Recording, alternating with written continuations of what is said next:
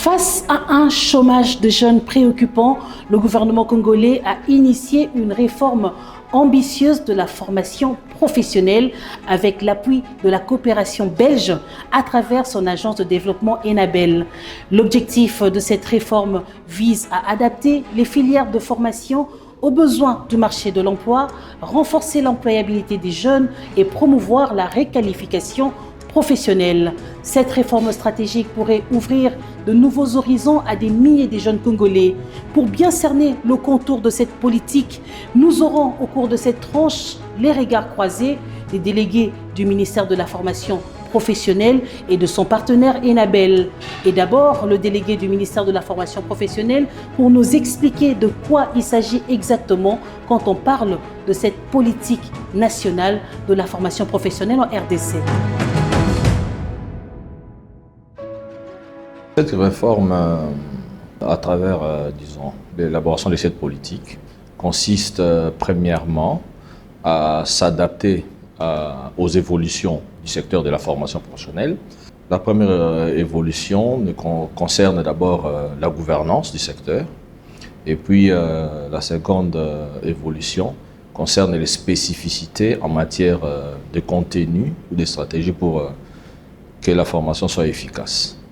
Et ce qui fait que le document de la politique nous permet de bien gouverner, disons structurer la formation professionnelle en termes de gouvernance et même en termes opérationnels.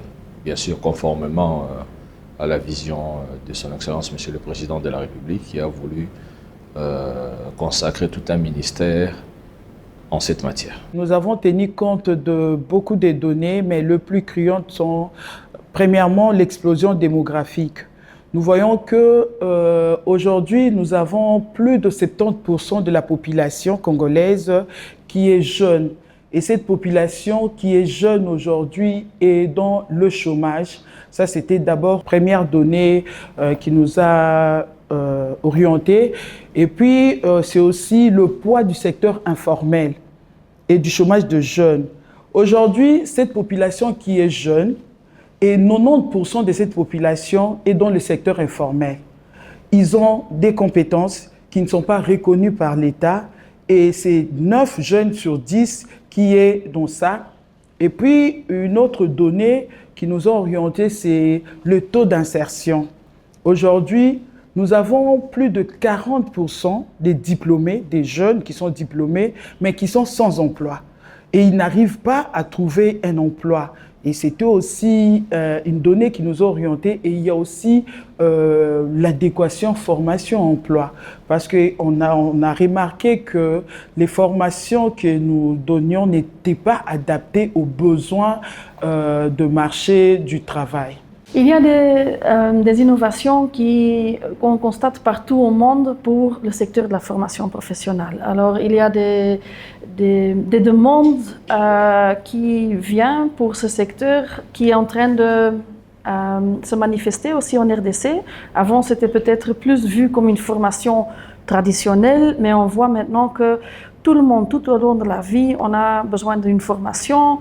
Il y a des nouveaux secteurs qui demandent de l'attention, qui permet aussi avec des cycles de courte durée de vraiment développer des compétences qu'on a besoin. Alors ce secteur peut vraiment jouer un rôle clé dans le développement et la croissance économique du pays. Est-ce qu'on a besoin de 10 ans? Oui, bien sûr. On peut même dire que quelque part, une vision nécessite même un horizon plus loin. Mais ça ne veut pas dire que dans un court délai, même dans les années et les 2 à venir, il n'y a pas des choses déjà en cours qu'on est aussi en train d'appuyer au sein du gouvernement. Je crois qu'il y a vraiment plusieurs phases à développer et qu'on commence seulement. Comme la politique vise 10 années dans l'avenir, des actions durant 10 années, avec les estimations faites ensemble avec toutes les parties prenantes, il s'avère que plus de 50%, disons, 50% minimum seront atteints à l'horizon 2036. Première transformation qui sera palpable, Ce qui est palpable, c'est que il y aura une gouvernance concertée, c'est-à-dire tous les acteurs du secteur de la formation professionnelle auront une seule vision. Ils auront ensemble à évoluer de façon cohérente, parce qu'il y aura une cohérence, et cela va vraiment impacter sur le chômage. Dans ces transformations, nous verrons aussi l'élévation des établissements de formation à un niveau, à un standard internationalement reconnu. Parce que la technologie évolue très rapidement. Ça se fait que les établissements qui administrent la formation étaient beaucoup plus restés, disons, un peu évoluant sans suivre cette évolution. Ce qui fait que les apprenants ou tous ceux qui sont sortis d'autres systèmes de formation qui devaient rencontrer la formation professionnelle sur leur chemin ont subi la loi de l'obsolescence des compétences, ce qui fait que leurs compétences étaient devenues obsolètes ou les compétences beaucoup plus voulues étaient plus demandées alors qu'ils n'avaient pas assez développé ces compétences. Et ce qui fait que cette politique va permettre à ce qu'on résolve ces problèmes d'obsolescence et d'inflation des compétences. Je crois qu'aujourd'hui, nous parlons de la politique nationale de la formation professionnelle qui est non seulement un document de planification, mais un instrument de transformation économique de notre pays. Alors, nous l'avons élaboré avec l'aide de Enabel. Donc, le gouvernement belge nous appuie dans tout ce que nous faisons. C'est vraiment notre partenaire traditionnel. Et à côté d'Enabel, nous avons aussi l'UNESCO qui nous appuie dans ce que nous faisons. Et je crois qu'incessamment, nous aurons aussi la Banque mondiale qui va nous accompagner dans le projet de développement des compétences. Enabel s'inscrit à 100% dans le projet du gouvernement congolais. On s'engage dans les priorités qui sont déjà décrites dans le projet du gouvernement congolais et on le fait, comme je le disais, avec une logique double ancrage. Au niveau national, on cherche à appuyer, pas seulement de manière financière, mais aussi avec un appui technique, le développement des grands outils, des grandes institutions et entités qui sont nécessaires pour réaliser une politique pour la formation professionnelle. Mais en province, on est ensemble avec des centres de formation, et la construction et l'équipement, mais aussi la réflexion ensemble avec l'écosystème de la formation professionnelle. Ça veut dire qu'on est ensemble avec différents ministères, avec le monde d'emploi, avec les jeunes, bien sûr, eux-mêmes, qui ont des aspirations, qui ont des ambitions qu'on veut collecter. Et là, la connaissance et l'approche très directe en province est nécessaire parce que la RDC est très grande. On ne peut pas prétendre qu'il y a un seul format qui va suffire pour tout. Alors cette connaissance et ce travail en directe connexion avec la population est très important pour trouver dans différentes provinces quel secteur on va appuyer, quel secteur on peut développer. Plus de 65% de la population congolaise est jeune et cette population-là est dans le chômage et on dit que c'est dans le chômage parce qu'ils sont plus dans le secteur informel. Et aujourd'hui, avec les statistiques qui ont été mises à notre disposition par l'Institut national des statistiques et le Bureau international du travail, on peut dire 9 jeunes Congolais sur 10 est dans le secteur informel. En RDC, presque aujourd'hui, tout est prioritaire, mais il y a une classification qui a fait que certains soient plus prioritaires que les autres. De plus en plus, le pays est en train de s'industrialiser. De plus en plus, le pays est en train de se bâtir avec des infrastructures nouvelles. De plus en plus, le pays veut être autonome dans le secteur agroalimentaire. Avec le développement du corridor Lobito, 6 filières ont été placées comme de filières prioritaires. Donc, c'est vraiment la priorité des priorités par rapport à nos formations. Nous avons dans les 6 filières, nous avons les filières liées, le métier est lié aux mines, aux bâtiments et travaux publics. Nous avons les nouvelles technologies de l'information et de la communication. Nous avons l'agro-business avec tout ce qui va avec pêche et élevage. Nous avons l'industrie manufacturière. Je crois que ce sont là les 6 priorités qui ont été placées par rapport au projet des corridors Lobito.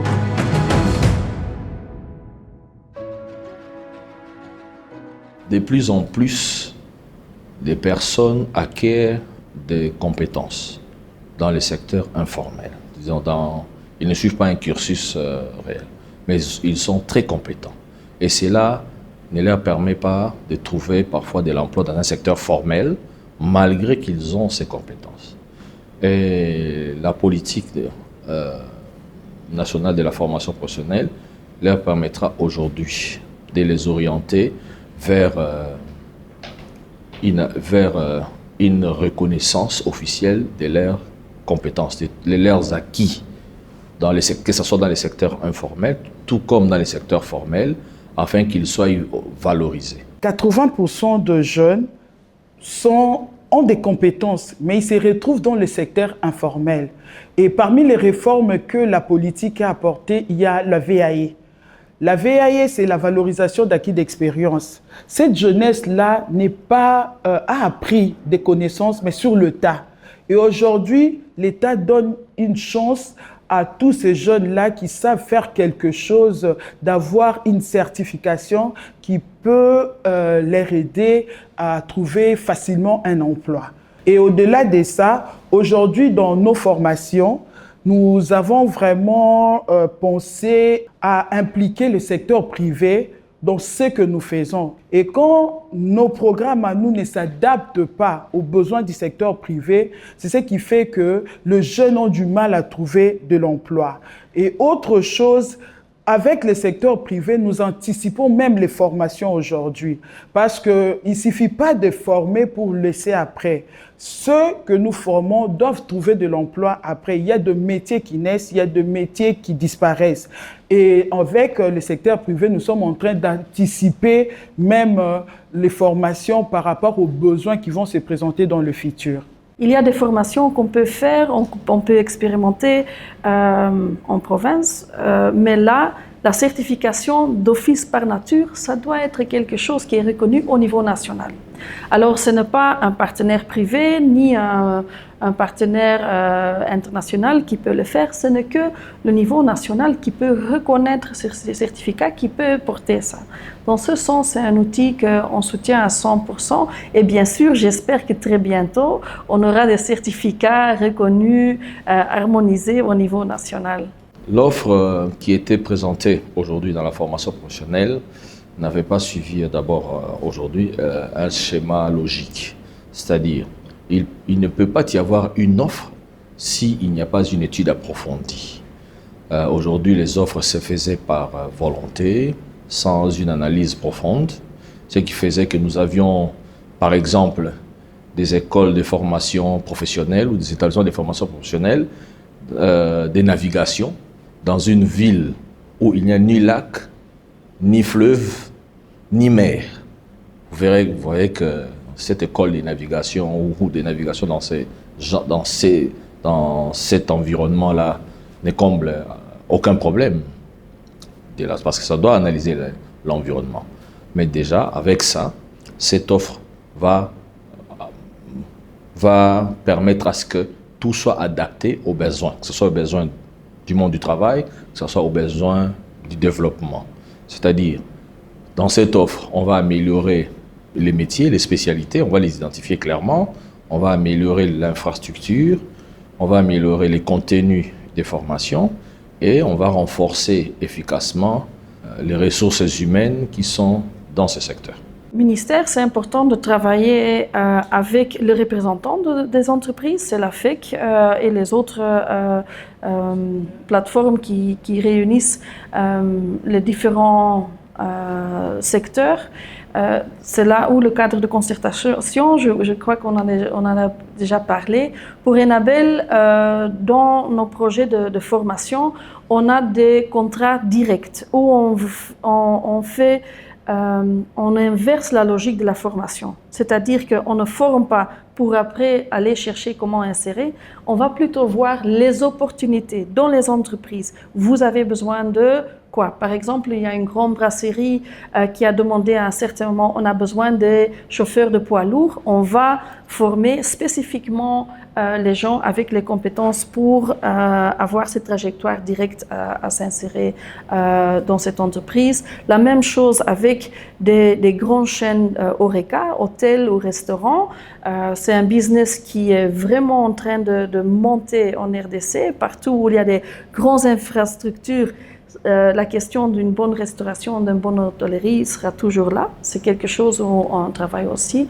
Bien sûr, il y a le secteur minier dans certaines provinces où on est en train de voir quelles sont ces compétences que vous avez besoin et comment on peut accompagner à partir de la formation ces besoins. Ça veut dire qu'on va plus loin aussi. Ce n'est pas seulement la formation pour insérer, mais on a aussi un contrat avec ces entreprises pour déjà avoir des méthodes de stage, des méthodes d'alternance où on assure qu'il y a une expérience on the job déjà dans le lieu de travail pour ces apprenants. Il y a un point qui a été beaucoup mis en avant, c'est les partenariats. Cette politique veut aussi renforcer les partenariats, pas seulement avec les secteurs privés, mais aussi avec toutes les parties prenantes. Donc, parmi les innovations, d'abord, il y a eu une analyse des parties prenantes où on a pu déterminer les attentes de chacun, les apports aussi de chaque partie prenante de l'écosystème formation professionnelle. Mais on a aussi insisté sur les dialogues sociaux entre les secteurs publics. C'est-à-dire que le secteur public a besoin de la formation professionnelle. Mais il y avait des actions éparpillées. Maintenant, aujourd'hui, avec cette politique, il y aura un dialogue social, disons, mis en commun pour que la partie publique ou gouvernementale, le secteur public, ait aussi un seul langage. Un seul langage. Et toujours dans cette politique, il est aussi prévu dans ce partenariat, qui est aussi un partenariat avec les partenaires internationaux. Ces partenaires internationaux ont besoin d'investir dans le secteur. Mais il s'est posé la question, quelle est la ligne à suivre?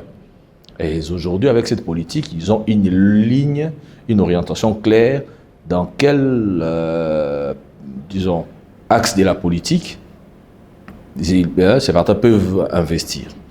Un autre point qui est vraiment une innovation, ce sont les unités mobiles de formation.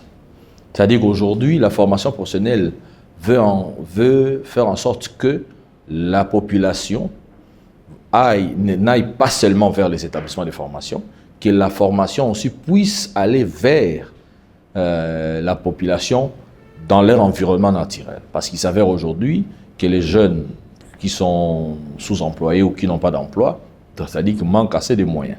C'est-à-dire qu'il peut trouver un moyen pour financer sa formation professionnelle, mais manquer de financement pour aller chaque jour en formation pendant 2 mois, 3 mois. Ce qui fait que dans cette politique, il est prévu des unités mobiles de formation. Ça peut être des camions, des bateaux, des bus, tout autre moyen mobile qui peut aller dans un coin pendant un certain moment, encadré. Par exemple, il y a ces coins où il y a des grands projets d'investissement. Ces grands projets d'investissement se trouvent dans un coin où il n'y a pas assez d'infrastructures.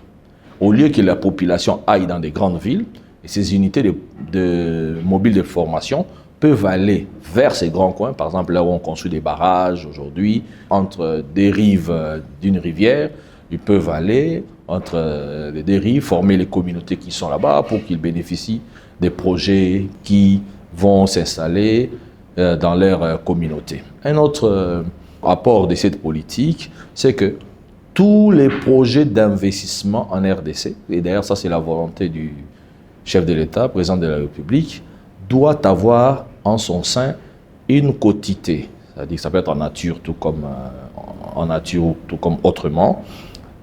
en faveur de la formation professionnelle. Nous avons un plan national stratégique de développement qui a été élaboré pour le pays. Et au-delà de ces plans nationaux stratégiques de développement, nous avons le programme d'action du gouvernement. Nous avons même au niveau mondial les ODD. Nous avons l'agenda 2063 de l'Union africaine. Ce sont les outils qui nous aident à élaborer tout ce que nous avons comme projet ou tout ce que nous avons comme programme. Et quand les partenaires viennent, ils ne viennent pas pour nous imposer leur volonté. Nous avons nos documents stratégiques et tout ce que nous faisons avec eux s'adapte à ces documents qui existent et qui sont pour nous des documents de planification. La politique nationale, c'est un instrument du gouvernement qui est national. Alors, le moment que c'est validé dans un conseil de ministres, ça porte déjà pour toute l'étendue du pays. Bien sûr, pour nous-mêmes, dans nos activités, dans nos projets, on ne peut pas directement agir dans chaque province. On a préféré de cibler les grandes opportunités qui se réalisent au pays, c'est-à-dire le corridor de Lobito, qui est à Lualaba et au Katanga, mais aussi le projet Connect, qui est comme un couloir vert qui tourne de l'est du pays jusqu'à Kinshasa. Bien sûr, Kinshasa même ne peut pas manquer et on va aussi vraiment s'investir dedans pour réaliser et appuyer la mise en œuvre de cette politique. Nous avons d'abord mis sur place un cadre de concertation permanente. Et dans ces cadres de concertation permanents, il y a le secteur privé qui est représenté par l'AFEC, la COPEMECO et la NEP. Nous associons déjà dès les formations, parce que le problème ici, ce n'est pas seulement de former et attendre l'implication du secteur privé à la fin. Donc, le secteur privé intervient déjà dans la formation. Et la différence ou la réforme que nous avons instaurée aujourd'hui, c'est même la formation en dual.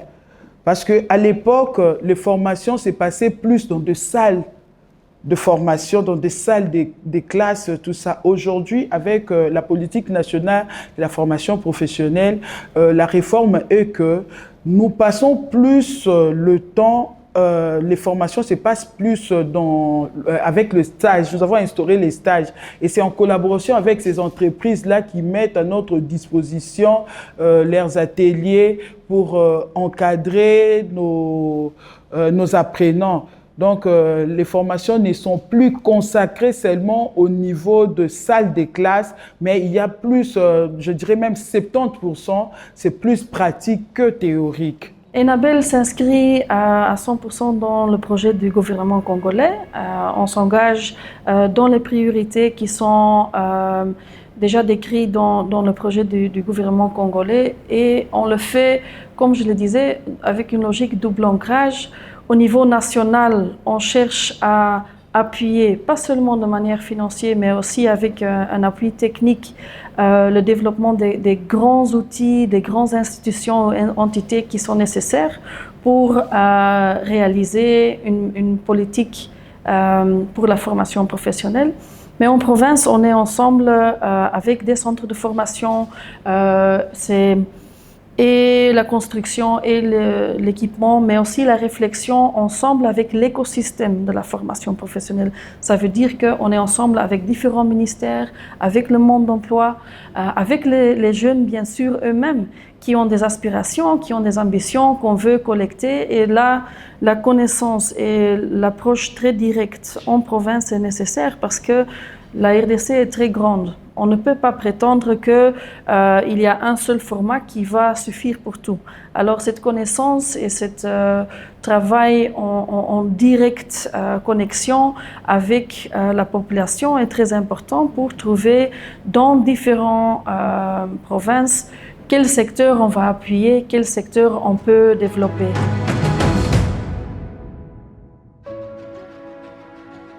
En matière de formation professionnelle, cela s'est fait d'abord selon les exigences du monde de l'emploi, c'est du marché de l'emploi. Et impérativement, le secteur privé était consulté, devait être consulté, et ils sont une partie prenante importante de cette réforme parce que ce sont les premiers recrutés et à bénéficier de ceux qui vont sortir de la formation professionnelle. C'est ainsi qu'ils ont été consultés dès les premiers jours, dès l'analyse de la situation, disons dès les bilans diagnostiques. On a ensemble avec eux, nous avons fait un bilan diagnostic et à l'issue du bilan diagnostic, cette politique a été élaborée. Mais qu'est-ce qu'on avait constaté avec eux, ensemble lors du bilan diagnostic, que la plupart de ceux qui sortent de la formation professionnelle suivent des formations, mais qui n'atteignent pas les niveaux de réalité dans le monde du travail. C'est ainsi qu'ensemble, nous sommes décidés, disons, les acteurs qui ont participé, toutes les parties prenantes, c'est-à-dire la société civile, le monde, le secteur privé, nous sommes décidés que dans l'élaboration des contenus, ils seront partie prenante, ils joueront un rôle très actif. Et même dans les analyses ou bien dans les enquêtes de viabilité, ils vont jouer un rôle très actif. La politique nationale de la formation professionnelle vient résoudre ces problèmes-là parce qu'aujourd'hui, nous, à la formation professionnelle, nous ne formons pas seulement pour l'employabilité dans des entreprises. Au-delà de ça, nous formons aussi pour l'auto-emploi. Donc, ces jeunes qui sortent de nos formations seront capables de créer eux-mêmes leurs propres entreprises. Donc, on ne forme pas pour devenir quémandeur d'emploi, mais on forme pour que les gens puissent arriver à se former, à se créer eux-mêmes leurs propres entreprises. C'est ça la réforme, la différence de cette politique avec les politiques antérieures. Cette politique va combler une faiblesse. Premièrement, c'est une gouvernance éparpillée. Deuxièmement, une formation qui était consacrée uniquement à ceux qui sont dans l'emploi, par exemple. Mais aujourd'hui, avec cette politique, ça va toucher toutes les couches de la population, pas seulement ceux qui sont dans l'emploi, ça va aussi s'aligner aux besoins du développement. Il y a les besoins des entreprises, mais il y a aussi les besoins politiques et du développement. Ça va résoudre ces problèmes. Il y avait aussi un problème de qualification au niveau des formateurs, où c'est la différenciation au niveau des certifications, parce qu'il y avait une certification très éparpillée. Avec cette politique, on arrivera à mettre en place un système harmonisé des certifications du secteur de la formation professionnelle d'abord, et à harmoniser par un cadre national de certification des passerelles ou des équivalences entre tous les systèmes. C'est-à-dire quelqu'un peut quitter d'un système à un autre, ou d'un système à un autre, c'est-à-dire de quitter de l'enseignement classique vers la formation professionnelle, quitter du monde de l'emploi avec son expérience qu'il a pu acquérir vers le monde de la formation pour en obtenir une reconnaissance officielle. Notre appui est aussi ce regard peut-être international où on peut inviter l'expertise de l'extérieur ou peut-être organiser aussi des visites pour les partenaires qui sont déjà ici dans des autres centres de formation ou envoyer des jeunes qui sont en train d'exceller ici en RDC pour des stages, pour des compétitions dans des autres pays. Ça facilite vraiment une nouvelle connaissance qui peut entrer aussi dans les pratiques de chaque jour ici.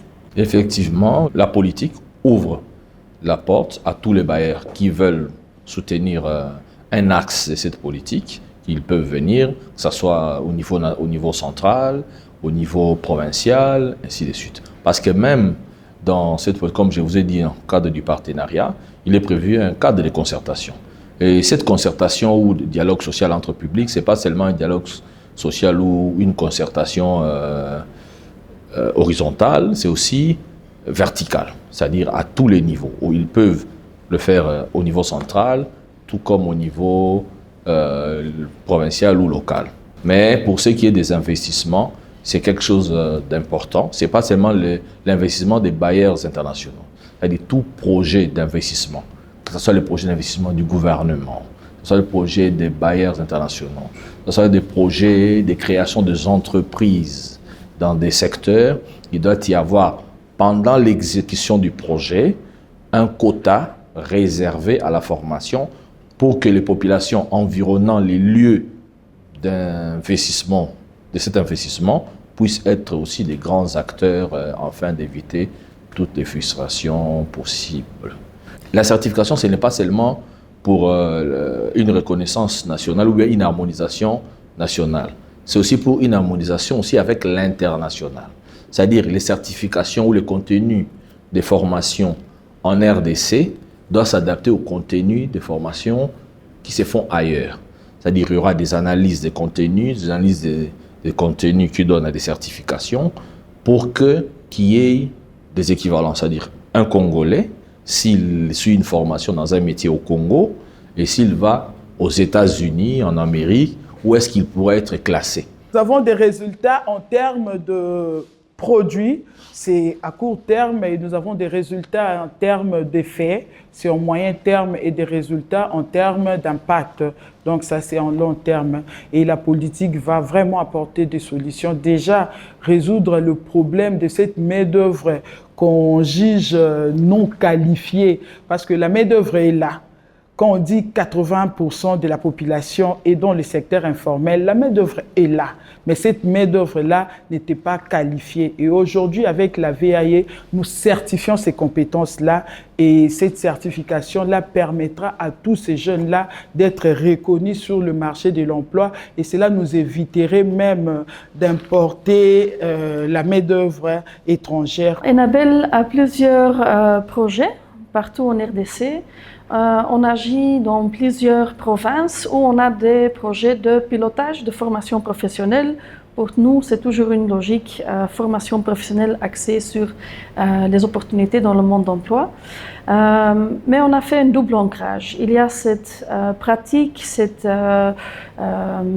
mise en œuvre des innovations en province, mais on a vu que c'est important d'avoir aussi un ancrage au niveau national pour assurer que tout ce qui est nécessaire comme outil de gouvernance a aussi de l'espace, aussi un soutien. Et c'est là où moi je travaille en forte collaboration avec le ministère de formation professionnelle pour assurer qu'au niveau national, on a aussi cet appui et cette avance de ce secteur de formation professionnelle. Le ministère de la formation professionnelle, en réalité, n'a pas la mission d'insérer. On doit déjà comprendre le concept.